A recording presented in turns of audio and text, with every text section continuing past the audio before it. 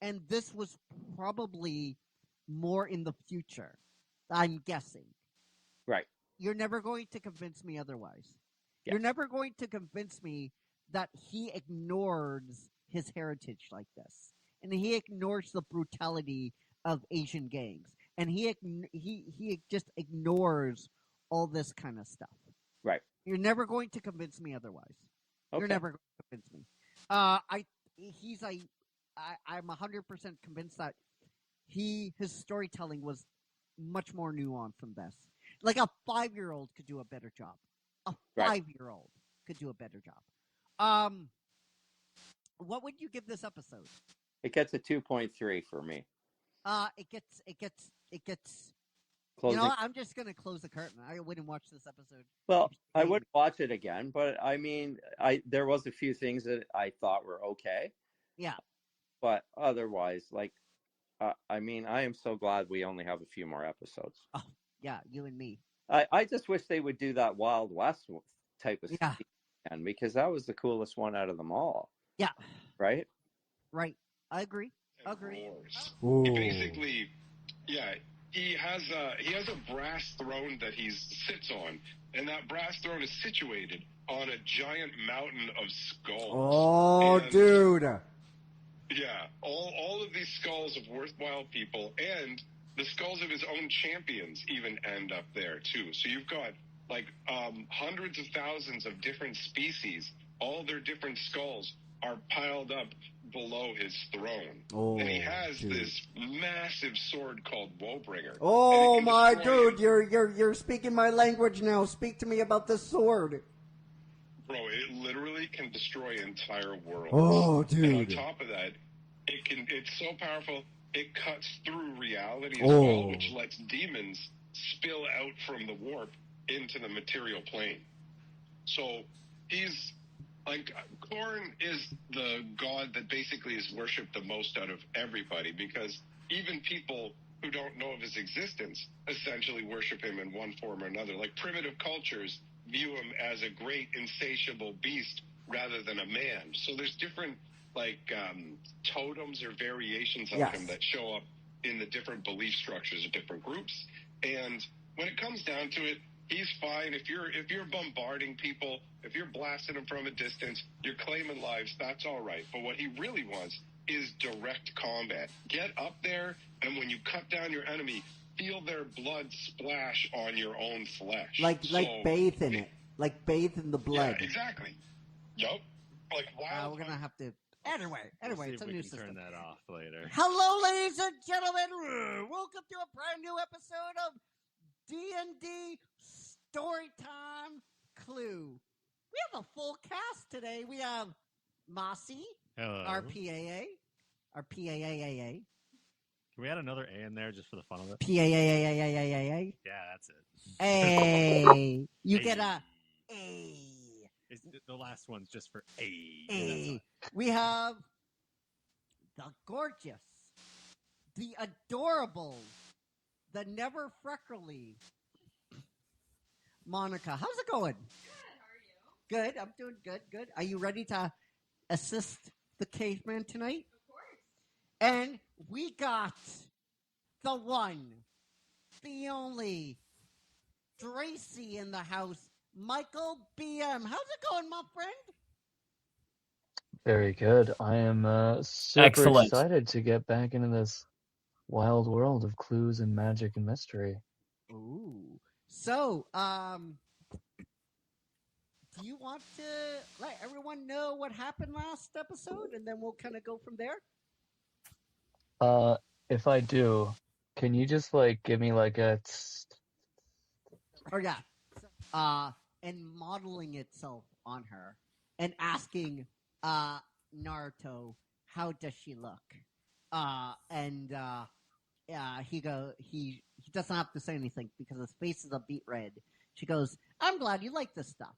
And he's like, wait, I didn't. And she starts putting lingerie on his arms, like thongs, brown panties, all that kind of stuff. And Naruto goes, you can't be serious. And she models something again, And she goes, "Oh, I'm dead serious, Naruto. Believe it." And he goes, Did you just say? And then she grabs him, and they go back to the store. Warning, this episode may contain loose forms of nudity. Caveman growling aggressively, and words not meant for the ears of young children. Viewer discretion is highly advised. We are not your parents. This is a production of the Must See TV Broadcast Network. Like, share, join. Come along for the ride and join the tribe. And you can do it. We believe in you. Throw those stars. If you're watching us right now on YouTube, then you already know what to do, don't you? Smash that like and subscribe button. The caveman won't bite, not really. A big shout out goes out to Donna AI and Music Mint for the incredible music that is in this episode. All rights are reserved to their proper copyright owners. And if the caveman is ready, and if you are ready, then let's kick this show off. Growl, growl. Caveman's call echoes through the stream. Click that button, join the dream. 45 days, we're live on cue.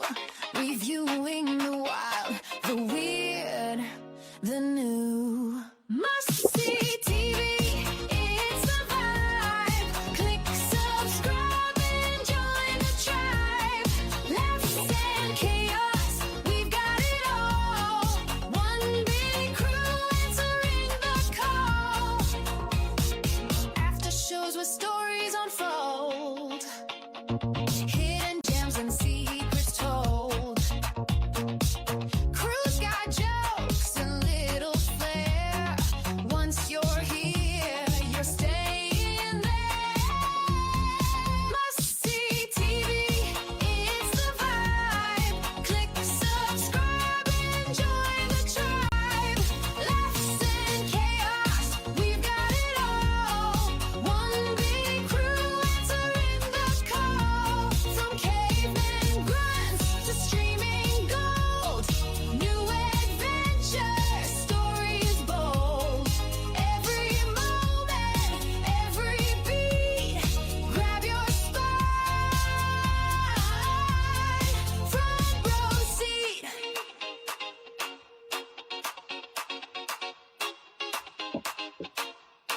Must see TV, it's the vibe. Click subscribe and join the tribe. Laughs and chaos, we've got it all. One big crew answering the call.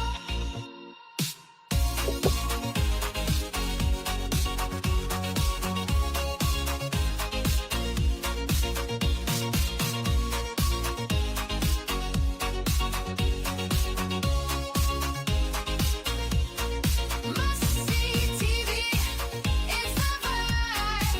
Click subscribe and join the tribe. Laughs and chaos, we've got it all. One big crew answering the call.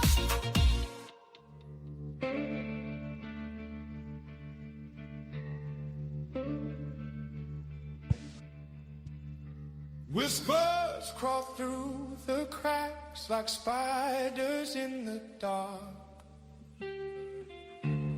Secrets slither, shadows dance, they leave a bitter mark. Lies wrapped tight like silk spun thin, choking the morning air. The truth you chase, it runs away, hiding where you dare. In the heat of the night, where the fire burns cold, the answers you seek are stories untold. Shaped by the light, they scatter and hide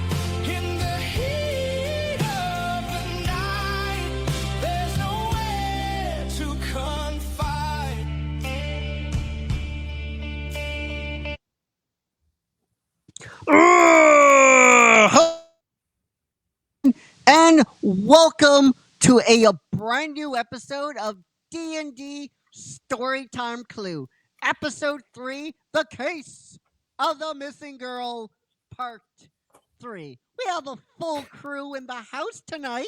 We have the Mossy. Hello. We have the Monica. How are you? Good, good, good. And we have the one, the only Tracy, Michael BM. How's it going, my friend? Hello, hello. I'm good. I'm Yeah. excited. Yeah, me too. Me A too. friend- Before we get started, we have some growls to give out. Now this is a new thing that we're doing.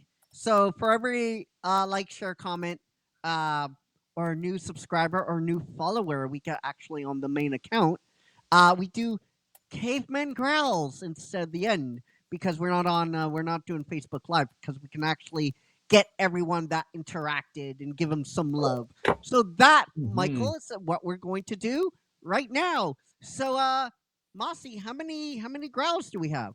We have 6 today. Talking to your mic, please. Yeah. Is my mic too quiet? We have 6 of them today. All right. Oh, 6. Yeah. Oh, I thought you said sax. No. I wish. I'm sorry. Fair. Hey. Is my wife listening to this? I don't know. Oh. Yeah, it's Ruffle. All right, I think I'm done with that topic now. 6 growls today. Mitch is out there. If Mitch is listening to this, Monica's boyfriend, you know something about a okay, that's right. My bad. She came along after the thruple, so you didn't get any. I heard Mitch. It was like 2 girls, 1 guy. That's exactly. Oh my, was pretty intense and pretty. Anyway, I shouldn't just stick the knife in. I'm not going to do that. I'm not gonna say what a sexy time that was when you weren't there. I'm not gonna do that. Don't worry, Mitch. That's just men. We have each other's back. Wow. What a show. Yeah. All right, let's get to the growls. Let's get to the growls. Yeah. Okay. Well, up first we got Sherry Talon. Sherry Talon. I know Sherry very well. Actually, not very well. She posts in the group all the time. So Sherry Talon, my dear, from us to you, you got a great big bad caveman. And next we've got Brian Durst. Brian Durst from Team Brighton. My friend, you are fucking insane. We saw you interacted with one of our episodes a little while ago. Thank you so much. You are fucking insane. You are a madman. From us to you, you got a great big bad. And up next we got Tom Messenger. Tom Messenger. I'm going to throw this message out to you, Tom. Huh? Anyone? Get it? Yep. Yeah. Got it. Tom Messenger, from us to you. You got a great big bad caveman. And I believe this is the 4th time now. We've got Jonathan Lotz. Jonathan Lotz, you are a fucking madman. You sick son of a bitch. You are absolutely insane, Jonathan. From us to you, you got a great big bad caveman. Nice. And next is Kelly Howard. Kelly Howard, my dear. Kelly. How you doing? Hey, girlfriend. Kelly Howard, from us to you, you got a great big bad caveman. All right, and finally we've got Rachel Yaboa. Yabola or Yaboa? Yaboa. What's her name again? Rachel? Yeah, Rachel. Rachel Yaboa. That name. Like, here's the thing. I just want. I'm not Rachel. I'm not. Listen. It's not on you, but anyone that's listening to this, if you're a parent, just have a decent last name, like an easy last name, not like something that has like 18 silent letters in it, please. So, Rachel Aboa, from us to you, you got a great big bad caveman. And guys, we'll be doing all this again on Monday, so keep doing what you guys are doing.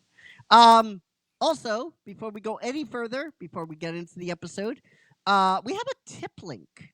We have a e-transfer tip link. If you don't want to throw stars, if you don't want to like put up with these ad nonsense like 1 cent, 2 cents, because honestly, it's nothing. It really isn't. But if you like watching us, and if you want to keep supporting us and what you do, and if you want to keep seeing these upgrades, Chris Eggerhouse1 at gmail.com. That's where you're going to go. You're going to write to send your tip. We keep every dollar. No one keeps anything. Facebook doesn't keep anything. Monetization doesn't keep anything. So it all goes directly to what you're watching. All the upgrades, it goes directly to us. It goes directly to me. It goes directly to the team. It goes directly to Michael. So if you want to support us more than you currently do, there you go. That's a way to do it. And that's a way to avoid all these stupid like stars and all that kind of stuff and subscribe. Honestly, we're going to disable that in the future because it's not like if you we can have like a tip link, just do it simple, then we'll do that 100%. All right, enough with all my fucking shilling.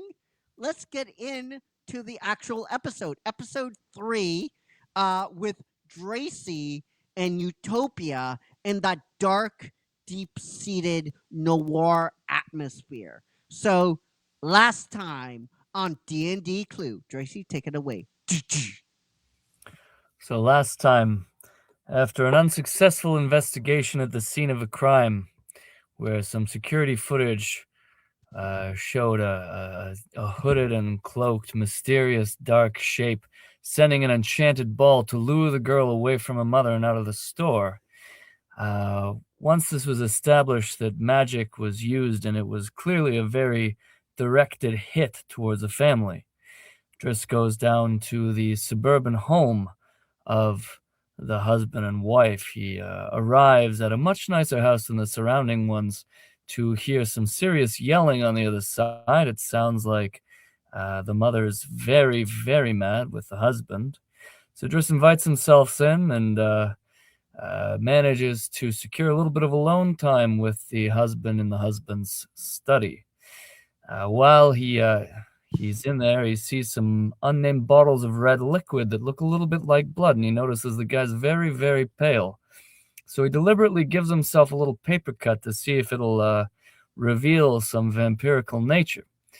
While the man goes to get him a Band-Aid, just looks around the desk and finds a siring contract in the vampire language, which means that the man's not a vampire yet, but he's well on his way. The man comes back, and Driss starts trying to make him feel safe to open up about his story, and it works. The man just breaks down and starts discussing how he needed the money for some gambling debts. He was already working for the bad dwarves on the bad side of town, and the man signed off himself to be sired as a vampire and his daughter to be taken away by this vampire who approached him with a whole lot of money.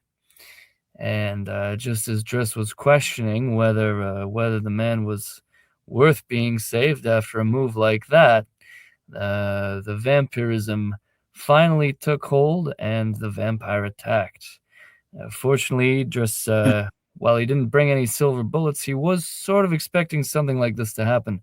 So he was able to quickly, he used his gun to fire one of the bottles of blood, which distracted the vampire long enough for him to yank up a chair leg, turn it into a makeshift stake, and drive it through the vampire's heart.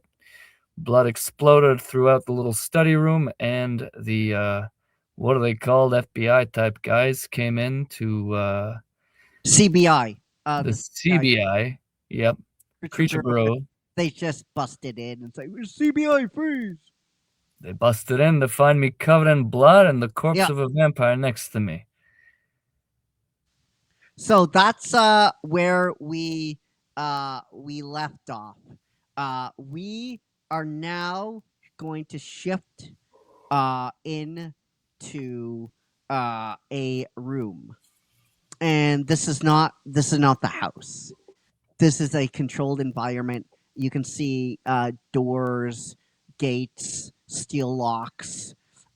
You're sitting in a leather seat, and you can see the illegal siren contract in front of you. Your hands are not bound by any nature. You can still move around, stuff like that. And a secretary comes in and says, Mr. Drace, would you like anything? Coffee?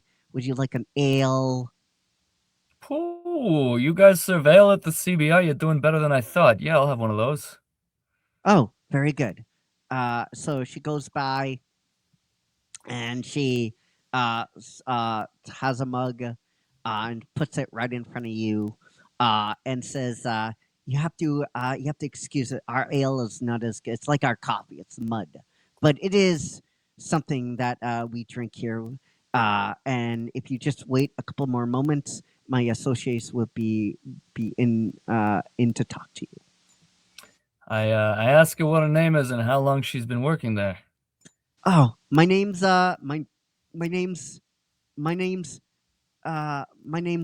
Gabrielle. I've been working here for a little over 5-6 years now. Okay, long enough to know the run of things. Absolutely. Okay, very good, very good. I'm trying to make a joke, make her feel at ease, so I lean in and I say, am I in trouble, Gabrielle? She goes, Drace, you're always in trouble here at the CBI. When is Yeah, it a situation that you're not on our radar? Yeah, no, that's legitimate. All right. She seems trustworthy, so I give her a cheers and I let her go on her way. All right. She nods and she walks out of the room. All right, so you're all alone for the time being. And I'll pass it to you. Well, pretty standard investigation room, nothing I haven't been in before. It's nice that I'm not cuffed this time. But I look in front of me, I see the vampire contract, which I already sort of tried to suss out. But I just wanna have a look at it and see, is there anything in here about the daughter or anything that I can glean with my very limited knowledge of the vampire language. All right. You want to give me a roll, a d20? Yes, I do. 1d20 coming right up.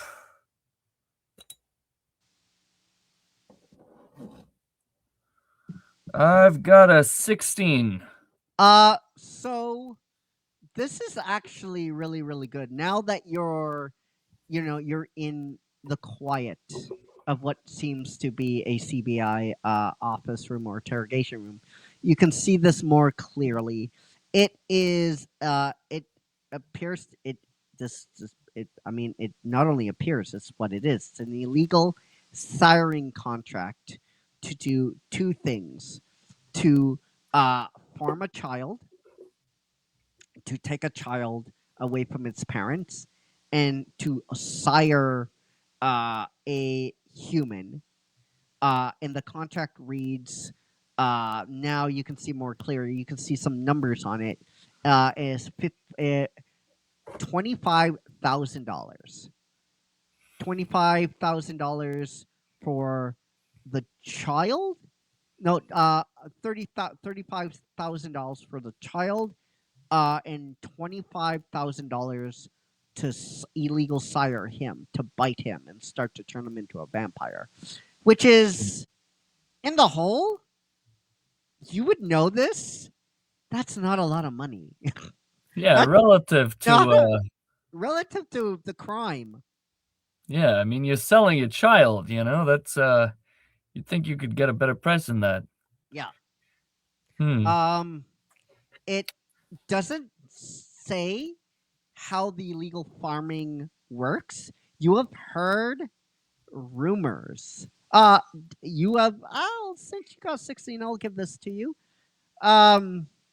You start to read, and you think back on the stories you've heard about illegal vampire farming.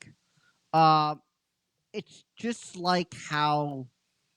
Let me see for our listeners how veal is made.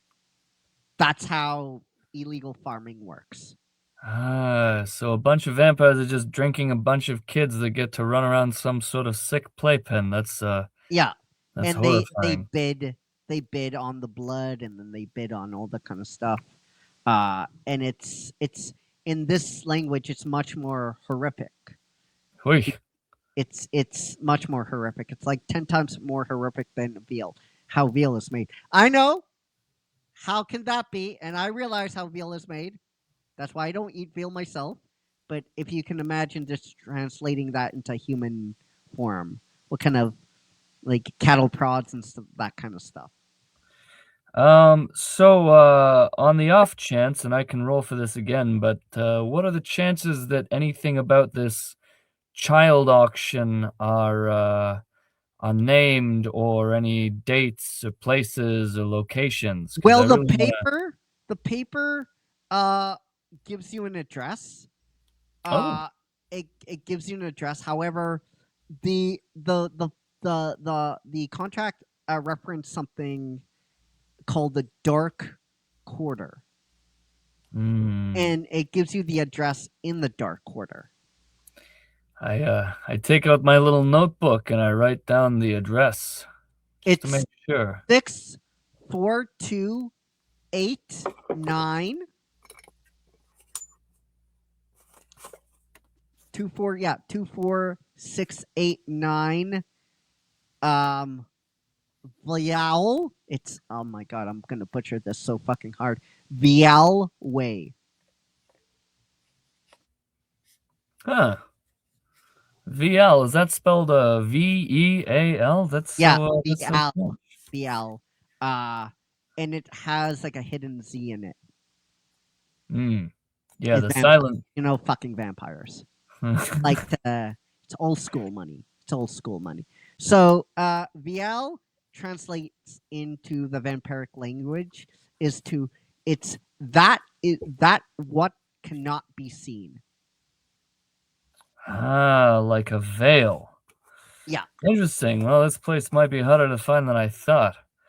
But now I've got my address and I know what I have to do. The question is, do I trust the CBI and let them know what's going on, or do they already know anyway?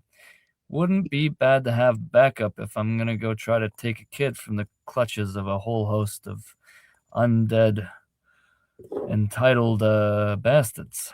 Yeah.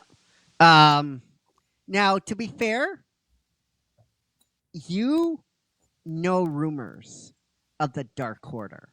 You've only heard rumors, myth and legend, and this is like the first time you're able to get like concrete proof of its actual existence. Ooh, all right. So anytime in when you're countering your cases and stuff, you've always heard rumors like myth of like a strange shadowy quarter appearing at night. People go in to get prostitutes, vampire, like stuff like that, like drugs. There's an illegal drug ring, and you've heard like horrible shit. And when dawn comes, the quarter there's no trace of this quarter. Like every address just poofs out of existence. So it's really hard. Like my ex-girlfriend. Like my wife. Like my ex-wife. Yeah. Yeah. Yep. So and a door creaks open and a dwarf comes in. And he has a blue and white vest on. He has CBI insignia badge on him, and he has another badge, CLU, and a question mark. And this person goes, Mr. Joyster, I see. Again, you never seem to disappoint us here. Why every time we have a case, you always appear? Why do you think that is, Mr. Tracy? Well, probably because the word on the street is that I'm getting to be pretty good at my job, and maybe you guys should be asking me for advice. And he looks at the contract, and he goes, "This is the second piece that we have looked for months." Months. The kid was only taken away a couple days ago. What was the first piece? He says, "What I say to you now cannot leave this room." Mm-hmm. We have a total of up to 185 children that have gone missing in the past 18 months. Jeez. Okay, that's pretty busy. So, is the Bureau doing anything about this, or you guys are all right with this? What's the... Absolutely not. We at the CBI, our powers are very limited. We did not know about this, and if we did, we couldn't do anything. The local authorities had to ask us for help. It is their jurisdiction. Huh. And for Clue to come in, we have to have permit. We have to actually have someone to ask the CBI and one of their departments to come in. I'm sorry, the Clue? The CLU? Is that... I see your badge? What's I don't know if that... Let's say we are gumshoes like you with certain talents. We analyze, we profile murders, monsters, and everything that people cringe at the night. Everything else. Every monsters, murders, predators that you only dream about in your nightmares. Well, that's fair. I mean, listen, an auction of 180 children by being bred by vampires is definitely something from the nightmares. So, all right. Well, it's nice to meet you. I have been monitoring you closely, and we need your help. Clue needs your help. You have all the skills to be one of us. You don't have to sign up with CBI. I know you and those guys have issues, but you will not be working for them. You will be working for Clue. You will be working for a higher purpose. What higher purpose is that? Monsters. You will be clearing the way. You will be hunting them. You will be hunting the monsters. You will be having the resources you need to hunt them. I mean, I generally am a work alone kind of a guy, but the word resources does make me lean in a little bit. I wouldn't mind getting paid for what I do.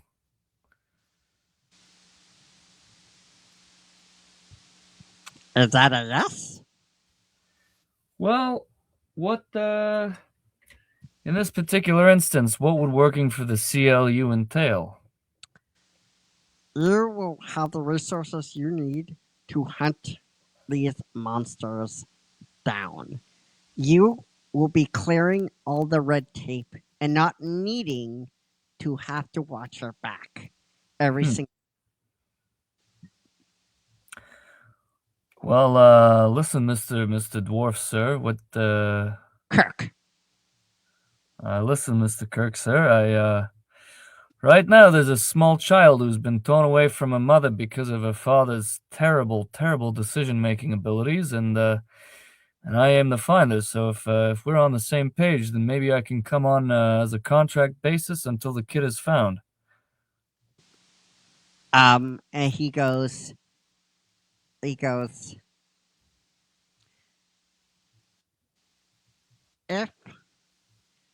I could do anything to change your mind, please let me know.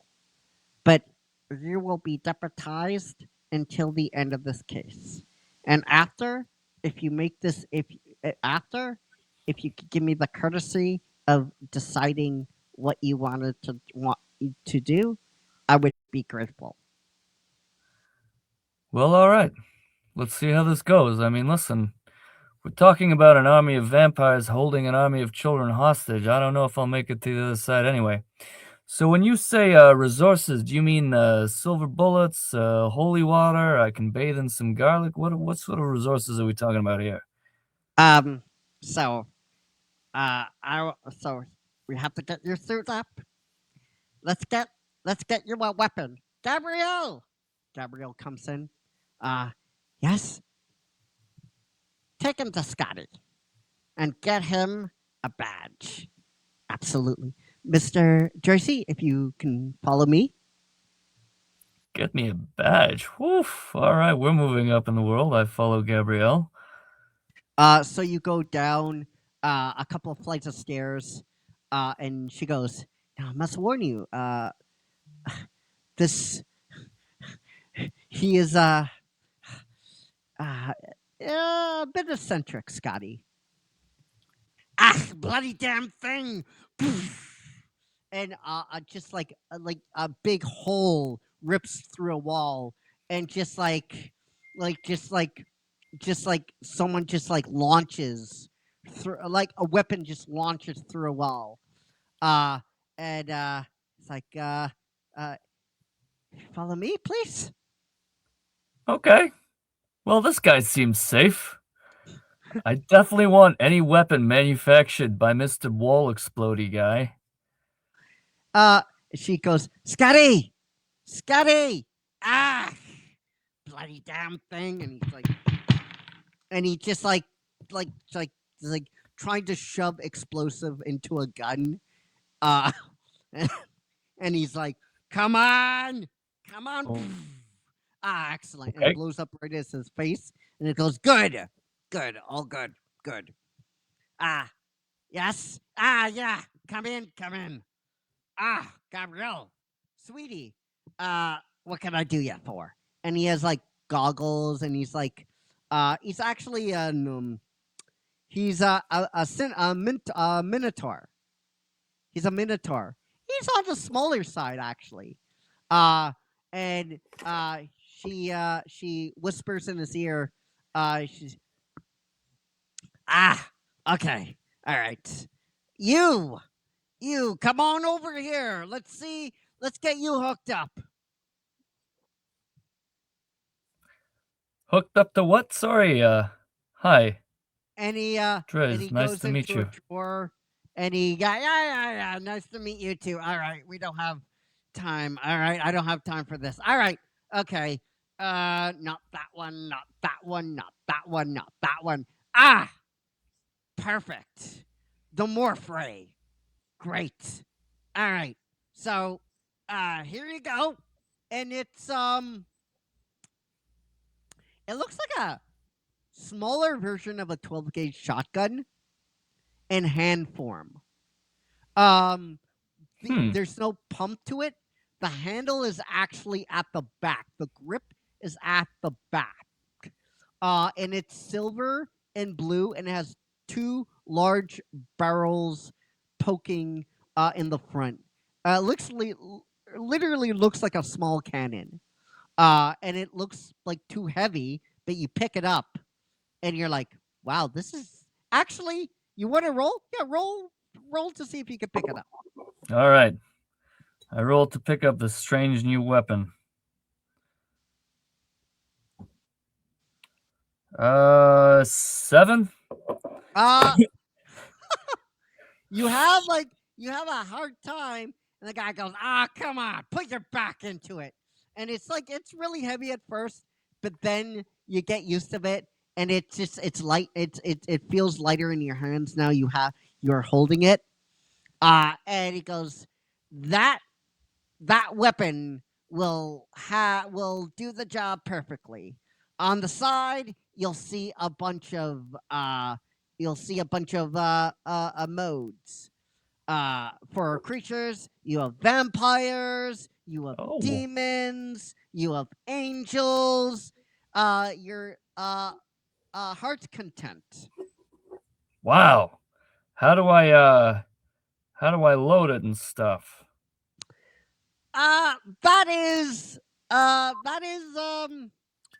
That's a good question. All right, so I ask for the tutorial, you know. He goes, so this gun is called a morph ray. The ammo morphs into it every other day. Every other day, you'll have shots ready to go. Now, be careful. For the first couple of weeks, you will only have 4 to 6 shots. But eventually, the morph ray will morph to how you are proficient in the weapon. And I can't predict what will happen after a few weeks. But this is something that I believe you can handle because you are a gumshoe, Mr. JC. Yes, I have heard a lot about you. And I gotta say, you're pissing off everyone here at the CBI, and I like your moxie, kid. All right, you know what? I think I like you too, Mr. Scotty. So I had 2 questions, and then one is there some kind of holster so I can kind of conceal it under my trench coat? I'm kind of a concealed weapon kind of guy. Why don't you try it out and see? Tuck it away. I put it try to shove it in the inner pocket of my coat. And you can see it starts to shrink. Ooh, okay. All right. Well, first of all, this is great. Second of all, just in case I run out of shots, do you have like a steak or some garlic or some holy water? The gun will take care of itself. Trust me, Mr. Joyce. Trust me. Okay. Great. Thank you. I make a mental note to still sharpen a stick and bring it in my back pocket just in case. So, Michael, if you want to mark down on your sheet, yes, this gives you 6 shots a day, and it charges for every long rest, and it gives you 3d6 damage. Oh, and then it levels up from there. 3d6. That's a little bit better than the old gun I got in my back pocket, although I'm not going to throw that out either. Partially for sentimental value. All right, well, Scotty, thank you very much. I really appreciate Oh, wait, hold on. And he pulls out, Gabrielle, I don't think I got the badge number of this guy. I think Kirk said Clue. He goes, oh, okay. You should be honored, Trace. Not many people are privileged to be in that rank. I believe there's only at any one time 8 agents available. All right, so he grabs a badge with it's blue and white and has CLU and a big question mark and hands you the badge. All right. I'm just gonna slide this into my back pocket as well. I'm not really a walk-in badges blazing kind of a guy either. It's too much heat, but yeah, for sure. I understand. Thank you very much for all of your help, Mr. Scotty. This is quite something else. Hey, the 8 agents, why do they want me on board? Did they lose one? You guys dropping people? Somebody going retirement? You have it's you can't go to school for Clue. Either you're Clue or you're not Clue. That's how it works. Normal people can't handle the job and what it entails. I used to be and he goes a little bit cold. He goes, I retired after my last mission 30 years ago. It was a missing girl case. And it just, once we found her, it's just, I had to get out. Oof. Well, you know, I'm sure you saved many, many people before that happened. And not enough. You always regret the last. Never forget that, Mr. Joyce. Don't let this job consume you. All right. Thank you. I mean, it does sound very exclusive. Eh? Yeah. Maybe? Yeah. No. Do I need to roll to see if I made him chuckle or just no? No, you don't. He just after that, he just goes back to work. I tried. All right. All right. Well, I'm feeling a little bit better equipped. Before I go, I ask him, hey, Scotty, one last question, because I'm also trying to actually find a missing girl as well. And apparently she's taken by the vampires in the night district. You know how to get in there at all? I think there is a meeting upstairs, 7th floor, where Clue has one of the offices. I think up there you can find anything you want, Mr. Joyce. All righty. Thank you for your help and your service there. All right, so you follow Gabriel. Gabriel's waiting for you, and she walks you to an elevator, and you can see the CBI members walking around. The agents just like giving you dirty looks, and looking at you and like, why are you fucking still here, dude? Like why are you here? Like, and you go in the elevator. And Gabrielle it hits the number, and you go up, and she goes, I think this is where I'll leave you now, Mr. Joyce. Good luck on your search, and welcome to Clue. I thank her very much for her kindness and her service, and for the ale, which was not great, but still an ale. So thank you. And she chuckles, and the elevator kind of shuts, and you enter the office. So the office, you can see a girl. You can see 2 girls working at a desk. You can see monitors. You can see like there's tablets everywhere, big screens.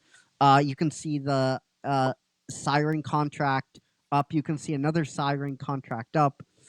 You can see people just working at a desk, talking back and forth, and that's what you see. You see like panels, stuff like that. You see offices. You see like a big like television screen where the information's on, and you can see them talking. It's a very fancy place. This is much fancier than I'm used to. So I guess I'll go up to the 2 girls at the desk and I'll say, hey, my name is Drace and I'm here for the meeting. Something about vampires. Mr. Drace. How's it going? My name is Penelope. Very nice to meet you, Penelope. Listen, I know the listeners. Penelope, really? Like, dude, guys, give me a break.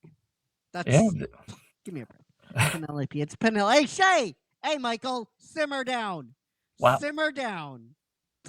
All right, so Penelope is like, yes, Mr. Jace, we've been expecting your arrival. As you can see, she puts it up on the big monitor. This is the contract that we got from your encounter, and we can see the price. And this guy must have been a real fucking idiot because this is the smallest amount we've seen so far. Normally we've seen like 500,000, 800,000, like $1 million. And you can see other contracts. She throws up other contracts. These are all the contracts we have so far. We've managed to gather up 14, 15 months.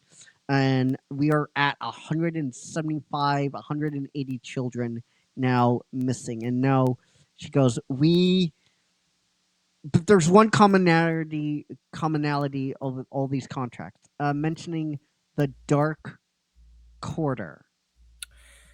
Yeah, I don't know if you noticed, but there's actually an address in there, 24689 Vial Vale Way, something like that. It's not sure how to pronounce it. She goes, yeah, it's in the Dark Quarter, but our satellites are never able to penetrate because we don't know what time the Dark Quarter comes up. There's very little information that we know of the Dark Quarter. So you're coming in here is a perfect opportunity for us to get in the Dark Quarter. What we want to do is we want to drop you off at a point at dusk so you can go into the Dark Quarter. We'll equip you with a beacon, and once when you're in trouble, all you have to do is tap that beacon, and agents will be soon arriving at your location. Because the trouble is, Mr. Tracy, and she taps the computer and she goes, whether it's magic, whether it's just like a veil, we can't penetrate it with our satellites. Mm. And she shows you the screen of Utopia, and she shows you the different quarters, but she shows you the satellites at a certain point pinging back in random directions. It's never at one fixed point. That's interesting. I wonder how the vampires know how to get back in. Like, is it? It's very interesting. I want to ask this woman or someone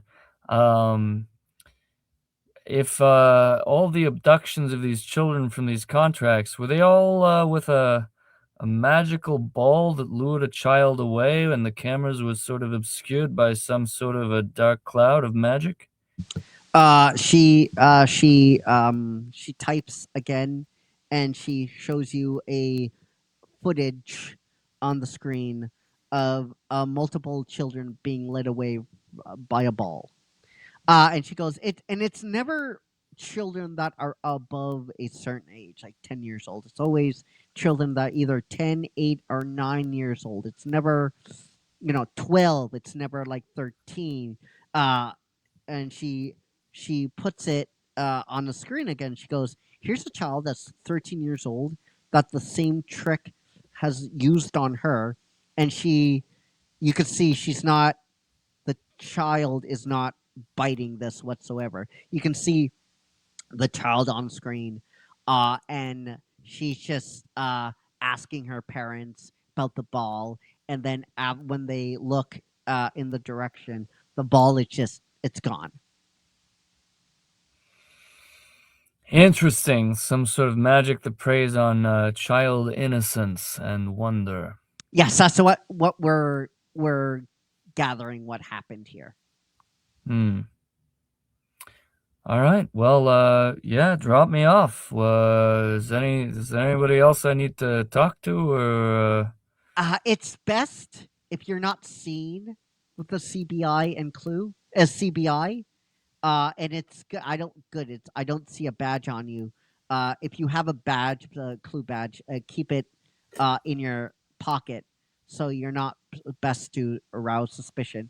And she goes in her drawer and she hands you a little tracking dot. So she goes, "This is good up to 50 miles." Okay. Let's hope it can pierce the magical veil. Am I right? Good luck, Mr. Joycey. We'll be here. We'll be waiting.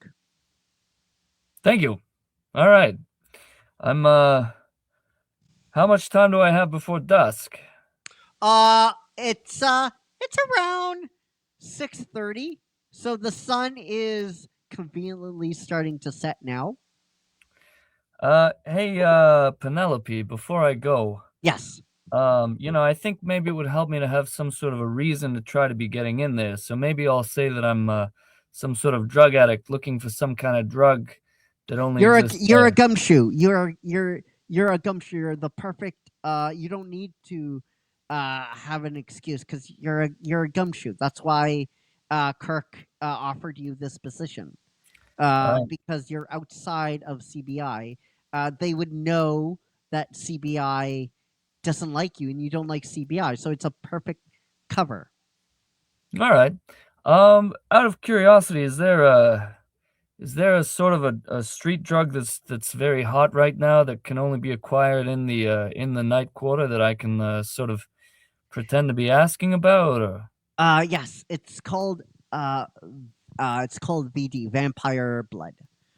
It's extremely illegal, and it has magical properties that the reason why it's so illegal and so addictive is because you take it, you can have the strength of 20 men. You could fly, you could hover, all this kind of stuff, but it only lasts for about like an hour. Huh. But that's all you need. And then like 95% you're hooked. And it's very hard to get away from this drug. That's fair. So if I meet a vampire, I shouldn't try to drink his blood because it'll be good for a little while, but then I'll be addicted. Got it. They would have vials out. They would have vials out. VD has to be magically purified. You can't get it directly from a vampire. You can't like bite its neck, and that would be dangerous and illegal as well. That's why this is so concerning. Yeah, that's fair. That's fair. I mean, that's interesting. It sounds like the vampires are funding the contracts to buy people's children from the money they're making off of the drug addicts. That's Mr. Tracy. I don't think I need to tell you. We need to stop this from happening. Yeah. Cannot allow vampires to be made illegally. There are a total of, I would say, at last count, 45 million vampires in the world. And as you know, one vampire turns into another vampire, turns into another vampire. Undocumented vampires are very, very highly illegal and highly frowned upon. And birthing a vampire is very dangerous because a vampire made illegally doesn't understand her strength. His strength could do harm to the person's self, other people, and we cannot allow more vampires to be made illegally. We have to keep it at the 45 million population. Yeah, no, that makes sense. I mean, I'll be honest, 45 million seems like a little bit much. I think you guys should cut it down to a solid 5 million, but that's just my opinion. Enigma is large. I mean, it's large, and to agree for this to happen over 100,000 years ago was a hassle. So a long time ago, this is what we had to do. Right. All right. Well, the enemy of my enemy is my friend. So here we go.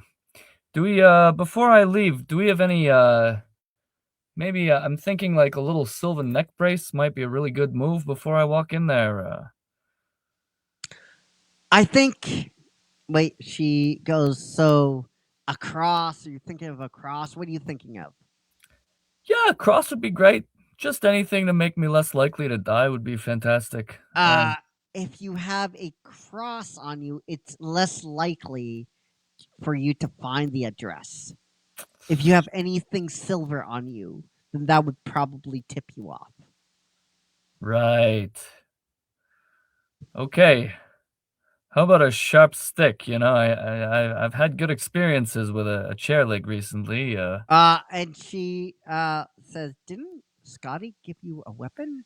Yeah, no, maybe I'm just paranoid. You know, that's fine. That's fine. This is great. Everything's great. Don't worry about it. I'll be fine.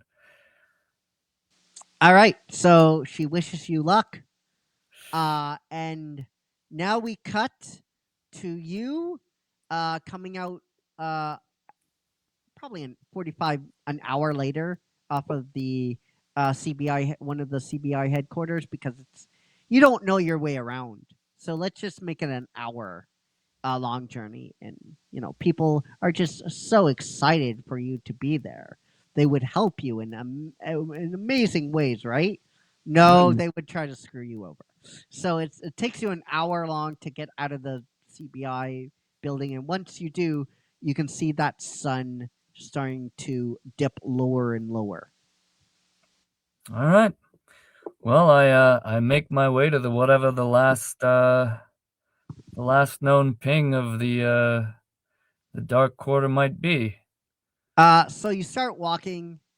You can see people starting to go outside, creatures starting to go inside. You can start to notice the temperature shift from warm to very cold. And as the sun dips, you can see shadows start to creep up around you, and you can see the shadows just like envelop you.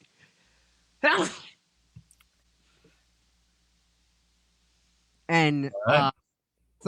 do you want to give me a D20? Just yes, give me a D20. Alrighty.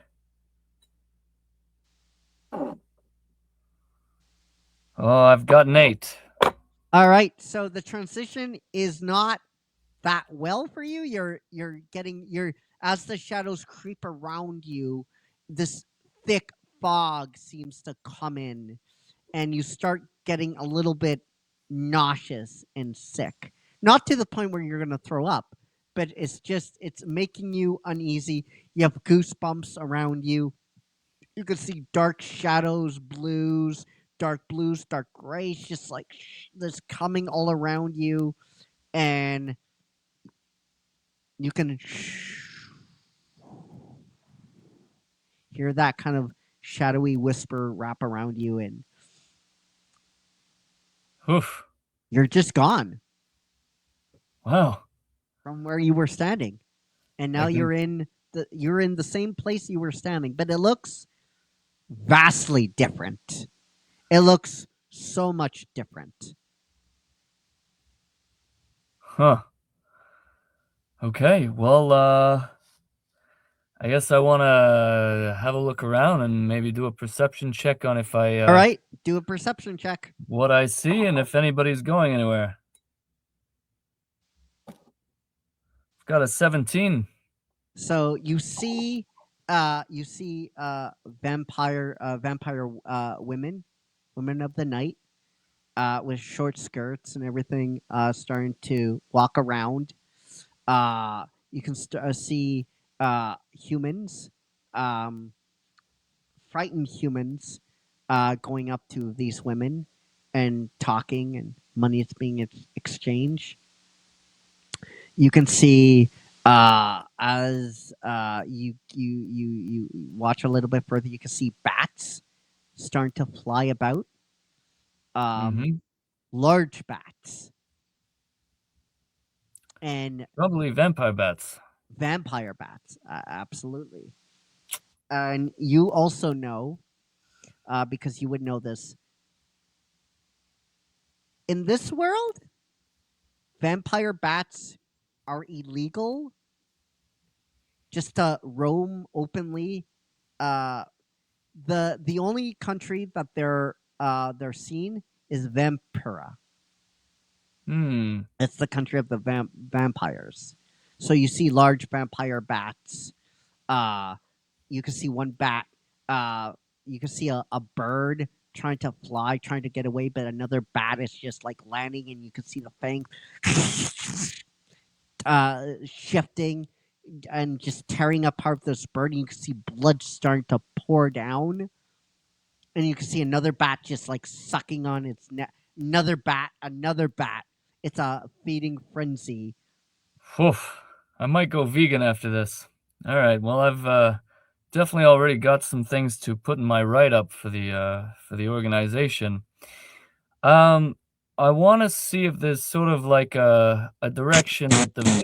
And you see like a vampire bat diving for you. Roll me some initiative. Woof. Okay. So give me like 1, 2, 3, 4, 5, 6 here, 6 here, 6 here, 6 here. So we're gonna paint this out for you. We're gonna give me some pillars. So pillars here, pillars here, pillars here, pillars here. Okay, so I rolled a 6, but I've got a +7 to dexterity because my dexterity is pretty high. So it's a dirty this vampire bat is gonna roll too. Can I have a D20, please? Okay. This is a big D20. This is a large D20. Bigger than my ex-wife. Wow. Oof.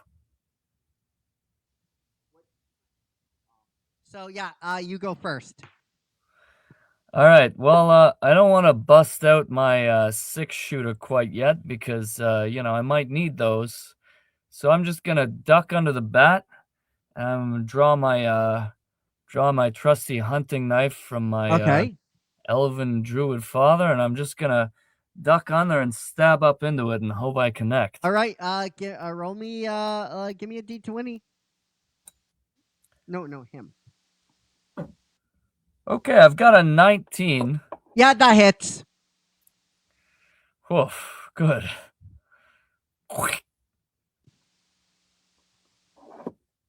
So you want to roll me some damage?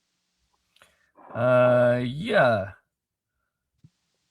Yeah, it's a hunting knife. So what, I have a D10?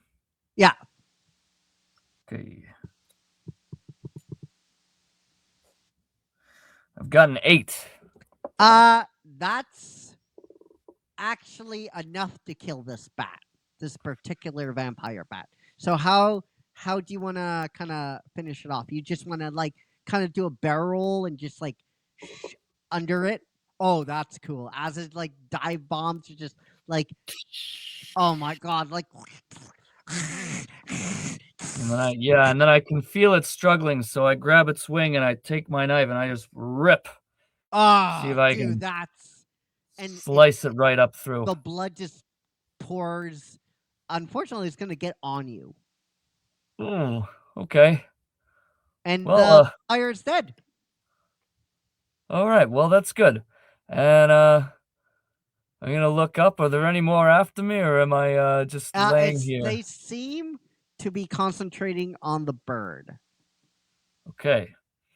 So I'm just gonna duck under an awning so that I'm leave the thing here. Okay, you're gonna a little bit less of a target for the rest of them, and I just want to look around and see, like, all right, there's the vampire ladies of the night. There's the scared humans that are going there and giving them money. But is there a place all the vampire women or all the vampire bats are going to and from? Like, is there a direction here for me to walk, you know? So you can see it's called the Dark Quarter for a reason. Now you know why. It's very disorienting in this place. It's very dark here. Yeah, it's called the Dark Quarter. You can see vampire men starting to come out. You can see drugs starting to get exchanged, even to vampire women. You can actually see an orgy starting to happen on the on this lawless part of town, with like 3 women and 2 human guys. You know, in my younger days, I would have asked about joining in, but I've tried to leave that behind. Okay. Oops. So I'm gonna look around and see if I can perceive the heart of the darkness where the darkness is darker, and I'm gonna walk towards that. So you walk trying to. Oh, do you want to give me some stealth? Yes, I do. I'm actually pretty sneaky, you know. Yeah. Learned it from my grandfather. So I got a 9, but my stealth is 7, so it's a dirty 16. So you eventually you're really quiet. No one is paying attention to you. No one sees you, or if they do, no one gives a shit because you're a gumshoe. They're too busy with their drugs and their orgies, you know. And their stacks. Yeah, I'm not very interesting compared to that. Yeah, so you see, you could spot some vampires, walking, and they're talking about. You can't hear what they're talking about, but you can see they're aristocratic. They have goggles, they have monocles, they have top hats on, their suits, and you can see their vampire bats with them. And they're traveling north in a south direction. Well, you know, if there's one thing that I've learned about crime, it's follow the money. And Yeah. those guys look like they have money, so I'm gonna follow them at a safe distance. All right. And as you do, I mean, I'm not gonna make you roll for again. They don't notice you, or if they do, they don't care, right? So they go a little ways, and they come on a big mansion, and you know the vampire. You see the vampires go up, and one goes. They knock, and you can see one saying something under her breath, and the vampires are getting let in to the big mansion. And on that note, we're gonna call it for this episode. Dun dun dun. Dun, dun, dun. I think that's a great cliffhanger. Yeah. Yeah. So, guys, that will wrap it up for for this episode of D&D Storytime Clue. I know you're in the Dark Quarter. It's very exciting now. Things that vampire bat. I thought you were gonna take off your shotgun and just like, oh my god, this is the time he's gonna take his shotgun off and do some damage. But you handled the encounter well. You handled the encounter well. I mean, yeah, I figure 6 shots might not be enough for where I'm going, so you know, I didn't want to waste one on the small thing unless it got a latch on my neck. Yes, you're right. So guys, we want to know what you thought of this episode down below in the comment section. Michael, do not go anywhere because we're gonna talk off screen. So don't boot out from a StreamYard because I'm gonna talk to you after the episode to discuss the next date for the next. So guys, we want to know, like I said, we want to know what you guys thought of the episode down below. And don't forget to like, share, comment, do all that kind of stuff, because on Monday, next week, it is premiere week. We have literally 3 shows that are premiering, and we're very excited for that. So for Monica, hey girl. For Mossy. Okay. All right. We will see you all on the flip side. And until then, take care, be safe, be well. We love you all. 50,000 plus. And may the Schwartz be with you. Mossy, take me home.